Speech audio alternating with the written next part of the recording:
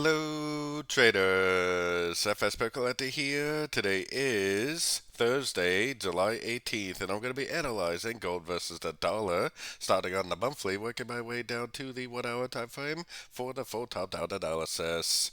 So on gold versus the dollar, I definitely think this looks like a wave 1, a wave 2, and I think we're in a wave 3, which I still think minimum needs to go to the 161.8 before we make a wave 4, and probably before we get another wave up for a wave 5. So basically, probably still a very long time before this uptrend is over. Going down to the weekly time frame, I think it's very, very clear. This is a 1, this is a 2, and then this is subdivisions of a 3. So a 1 of 3, 2 of 3, 3 of 3, 4 of 3, and we're currently in a wave 5 of 3, which this 61.8 Fibonacci extension of wave 3 lines up perfectly with the monthly time frame 161.8, right around the $2,550 area.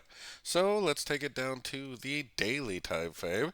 On the daily time frame, I think we are at the end of a wave 4 down here, and we are very clearly in a 1, a 2, and a wave 3 of wave 5. No Fibonacci in sight. Next one's way up here around 2,500. Definitely bullish, and definitely still looking for longs on shorter time frames. Going down to the 4 hour time frame, I mean, I got my Fibonacci on this whole move up right here, which honestly, this thing literally could just make another little correction and just keep on trending up. It really doesn't even have to make a proper pullback, especially when you're in a wave 3 on the higher time frames. Wave 3s is supposed to be the biggest, strongest wave of a trend. So let's take it right down to the 1 hour time frame. On the 1 hour time frame, I kind of think the correction's already over. I see this as impulsive down. I see this as 3 waves up. I see this as impulsive down. Looks to me like another A, B, and C correction. Now, for whatever reason, if it does go down again, which it definitely may, then I would keep very, very close eye on these Fibonacci levels because it may just form like a more complex A, B, C, D, E, or maybe this is actually an A and this is a B and this is a C. Either way, whether it does decide to go down or not, I don't really care. I'm not looking for shorts. I have no plans at all of going short, especially in a wave 3 on the higher time frames.